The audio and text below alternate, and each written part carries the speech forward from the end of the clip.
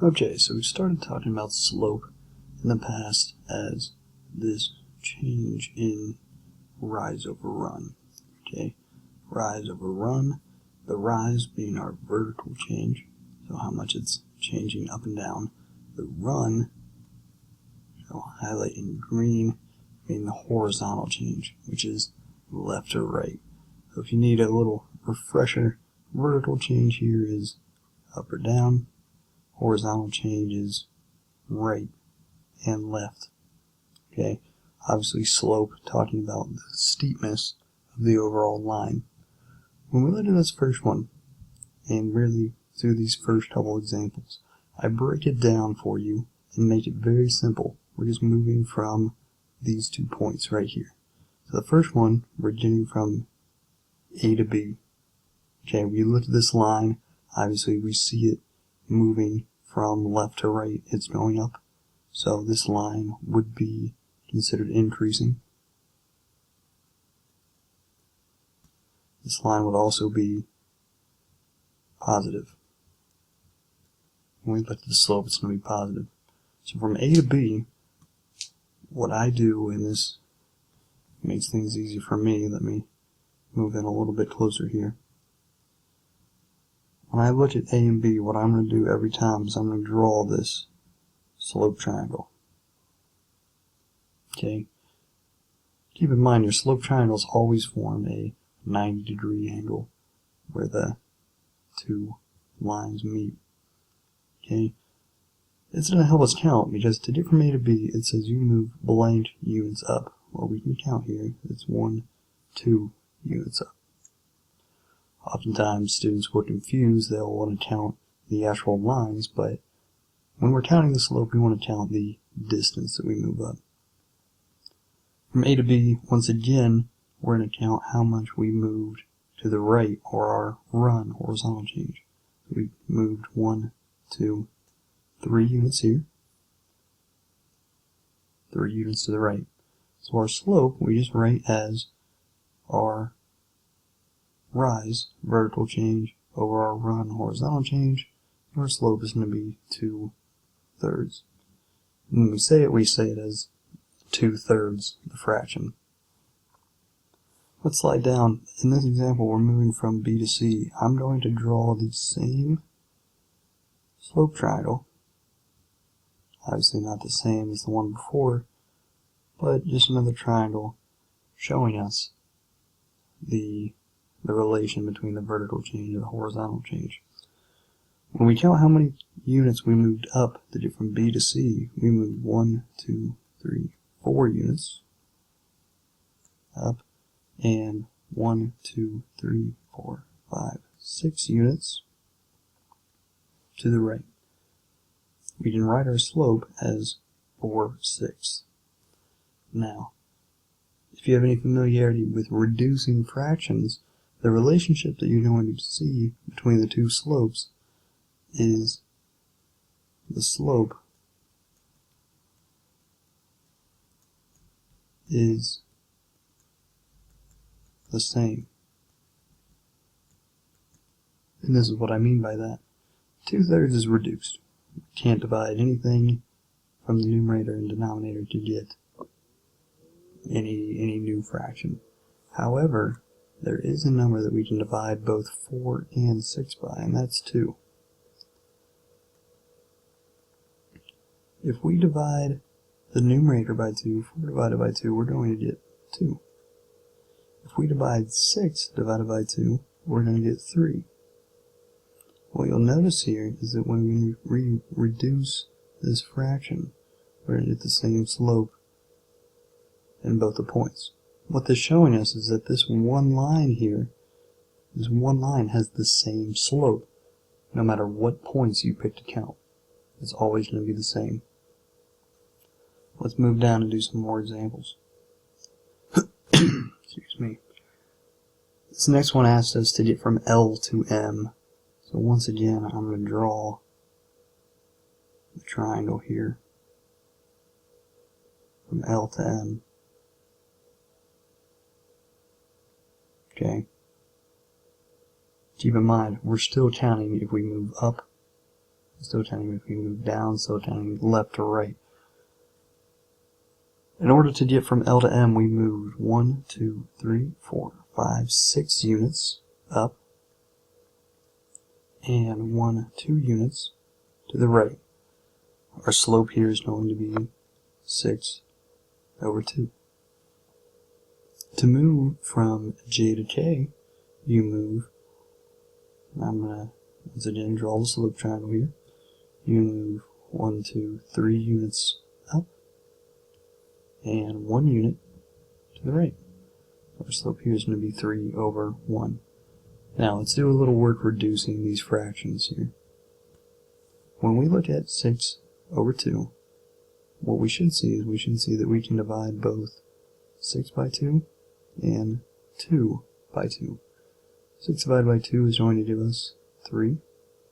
2 divided by 2 is going to give us 1. 3 over 1 can just be written as 3, because 3 divided by 1 is 3.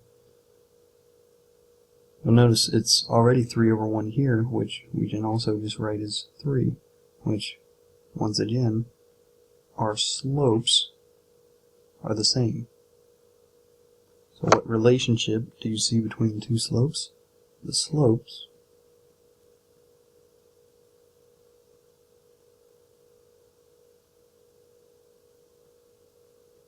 between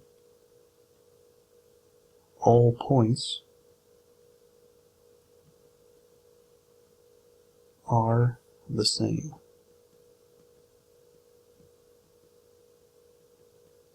And that's evident. We reduce the fraction here. Okay, we got both 3 here. This is the same line. Okay, and it goes up at a constant rate, so the slope is never going to change.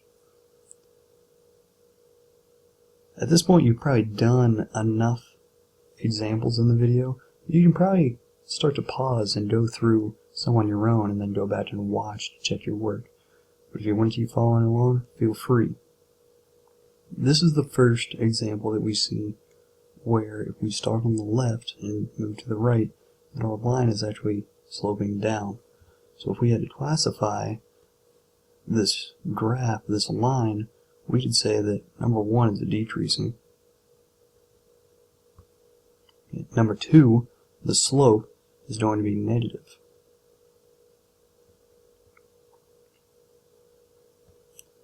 Now, some people like to count the negatives, alright, as they move down, they count that as moving negative. What I like to do is I just like to add the negative sign first before I even write the slope, because then I know that I'm going to remember it. Our first one asks us to move from R to S. So I'm going to draw the slope triangle again, except this time it asks us how many we moved down first. So I'm going to count 1, 2, 3, 4. We moved 4 units down, and we moved 1, 2 units to the right. Our slope is going to be 4 over 2. Keep in mind, the biggest mistake that a lot of students make, we still count the rise, which is the vertical change, up or down. It does not matter. We count the rise first. Rise, up or down. We count that first, then we do our run. So our slope here is negative 4 over 2. Our next 2 points we're asked to get from Q to T.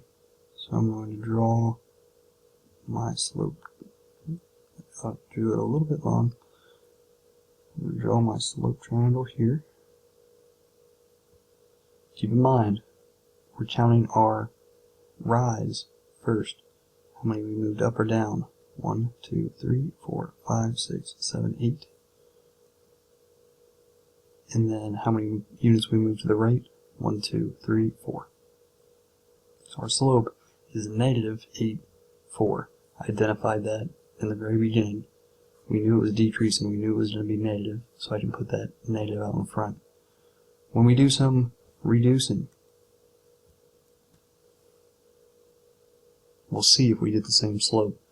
When we look at 4 and 2, we can know We're going to divide both of those by 2. 2 is normally a good number to pick if you're trying to reduce fractions. If you see that both of these numbers are even, normally you can reduce them by 2. Negative 4 divided by 2 is negative 2. 2 divided by 2 is just 1. A whole number written over 1 can just be written as that whole number, which will be negative 2. When we move down here, let's divide both of these by 2. Negative 8 divided by 2 is going to be negative 4. 4 divided by 2 is going to give us 2. If we look, this negative 4 over 2 is the same fraction that we got up here. We know eventually this is going to reduce to negative 2 over 1, which ultimately will reduce to negative 2. What relationship do you see between the two slopes? It's getting pretty repetitive, but we should see now that the slopes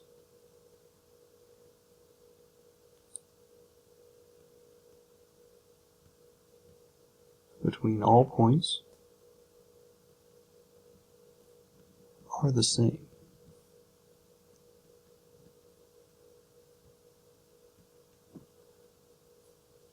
The slope of any point between any 2 points on this line is always going to be the same. There's only one line. There's only going to be one slope. The slope in this case is negative 2. Here's where we get into some of your independent practice. What it asks us to do is determine the slope for each line. I've given you the slope triangles on many of these. If it helps you, like for example, this problem out here, if you need to draw the slope triangle on top of the line, that's fine. We're always counting rise over run, so how much we move up compared to how much we move over, so it doesn't really matter. These ones, same deal. You will want to draw the slope triangle yourself, and then find the slope. Keep in mind there will be a few examples, these last 4, that do not have any vertices. Your job is to identify where vertices might be. For example, on this one, you see that this line crosses the grid at these vertices. So I'm going to use those 2 as my points. What I'd like you to do, pause this video now, work through each one that you can. When you work through the ones that you can, come back to the video and I will have some updated information on here for you to check your answers with. At this time, pause and work through what you can. Alright, we're back. What I'm going to do is I'm going to run through this pretty quick because at this point you should have paused, you should have tried these on your own. If you have not tried them on your own, okay, pause the video now and then do them. Remember, rise over run. We're going to compare the change vertically over the change horizontally. So my change here was 2. I moved to the right 1, 2, 3. My slope real quick, 2/3. Here, 1, 2, 3, 4, 5, 6. Over 1, 2. Slope is 6 over 2, which is going to reduce to 3. My change here, you'll notice that it's going to be negative. I'm going to put my negative in front. My change up or down is 1, 2, 3. My change to the right is 1, 2, 3, 4, 5. My slope is negative 3/5. These ones we were asked to draw the slope triangle, so I can draw it right here. My change up or down is 1, 2, 3, 4. To the right, 1, 2, 3. The slope is 4/3. It's going to be negative 1, 2, 3, 4, 5, 6 over 1, 2, 3. And you should be able to see the rest updated in a few seconds. I drew my slope triangle for this. It was a negative, so I added the negative. This is a negative 4 over 6, which is equal to 2/3. Negative 2/3. I've given you the last answers. The hardest part is finding where the vertices go. As long as it's somewhere close to this, I'm fine.